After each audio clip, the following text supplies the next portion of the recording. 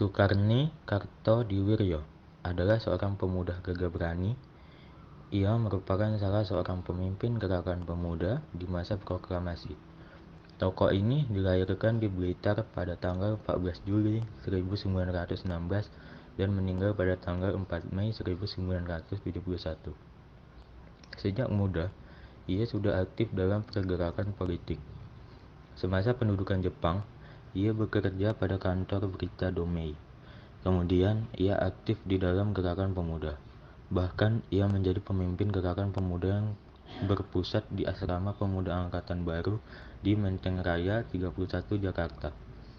Sukarni merupakan pelopor penculikan Soekarno dan Muhammad Hatta ke Rengas Dengklok. Ia juga tokoh yang mengusulkan agar teks proklamasi ditandatangani oleh Soekarno dan Muhammad Hatta atas nama bangsa Indonesia. Ia juga memimpin pertemuan untuk membahas strategi penyebarluasan teks proklamasi dan berita tentang proklamasi. Sukarni sangat begitu aktif dalam sebuah gerakan dalam bidang politik sejak usia dini. Selain itu, ia memainkan peran dalam perjuangan untuk proklamasi kemerdekaan terhadap Indonesia. Bersama dengan beberapa perannya dalam perjuangan untuk kemerdekaan, di antaranya ialah sebagai berikut. 1. Sukarni telah bekerja di sebuah kantor berita yang bernama Domei. Kedua, termasuk seorang pemimpin dalam gerakan pemuda di Rumah Pemuda Generasi Baru, Menteng Raya nomor 31, letaknya di kota Jakarta. Ketiga, pelopor untuk adanya sebuah penculikan dalam Muhammad Hatta dan Insinyur Soekarno ke Rengas Dengklok. Keempat, orang yang telah mengusulkan penandatanganan teks proklamasi atas nama rakyat Indonesia, Soekarno dan Hatta. Dan yang kelima, strategi untuk pertemuan kepala negara dan pemerintah untuk menyebarkan sebuah teks proklamasi. C. Sayuti Melik, tokoh yang lahir pada 25 November 1908 di Yogyakarta ini berperan dalam pencatatan hasil diskusi susunan teks proklamasi.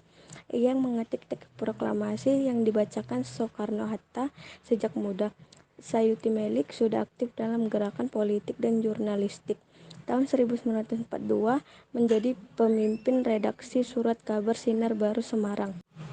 Sayuti Melik termasuk dalam golongan Menteng 31 yang berperan dalam penculikan Soekarno dan Hatta pada tanggal 16 Agustus 1945 pada pemuda pejuang termasuk Khairul Saleh, Sukarni, dan Wikana bersama Sokdanko Singgi, salah satu seorang anggota PETA, dan pemuda lain membawa Soekarno bersama Fatmawati dan Guntur yang baru berusia 9 bulan dan Hatta ke Rengas Dengklok. Tujuannya adalah agar LR Soekarno dan DR Muhammad Hatta tidak terpengaruh oleh Jepang.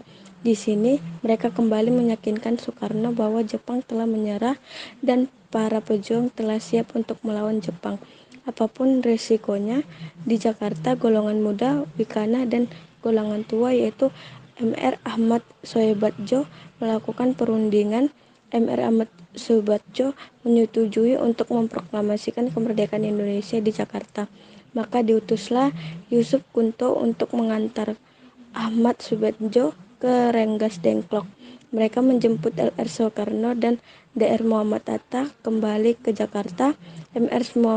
Ahmad Soebardjo berhasil meyakinkan para pemuda untuk tidak terburu-buru memproklamasikan kemerdekaan. Tanggal 16 Agustus 1945, penyusunan teks proklamasi dilakukan oleh Bung Karno, Bung Hatta, Soebardjo, Sukarni, dan Sayuti Melik. Bung Karno menulis, sementara Bung Hatta dan Soebardjo mendiktekan kalimat proklamasi. Kalimat pertama merupakan ide dari Ahmad Soebardjo, sementara kalimat terakhir merupakan pemikiran dari Bung Hatta. Sayuti Melik adalah sekretaris dari Bung Karno waktu itu, sebab ia yang mengetik teks proklamasi setelah disusun. Tetapi ada beberapa perubahan yang dibuatnya, seperti kalimat wakil-wakil bangsa Indonesia diganti menjadi atas nama bangsa Indonesia. Tempo diubah menjadi Tempo. Adanya penambahan nama Soekarno-Hatta di bagian bawah.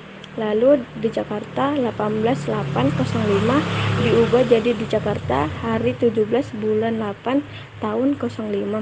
Sementara teks proklamasi sedang dirumuskan di ruang tengah dan di serambi rumah para anggota PPKI, dan beberapa pemuda sudah menunggu teks tersebut dibacakan. Pada pagi harinya, tepat pukul 10.00 di kediaman Soekarno, yaitu Pegangsaan Timur 56, proklamasi dibacakan. Atas usulan dari Soekarno, Bung Karno dan Hatta menandatangani teks proklamasi. Pembacaan tersebut juga dihadiri oleh beberapa tokoh seperti Wilopo, Soewirjo, Tabrani, Gafar, Pringodido, dan Trimurti.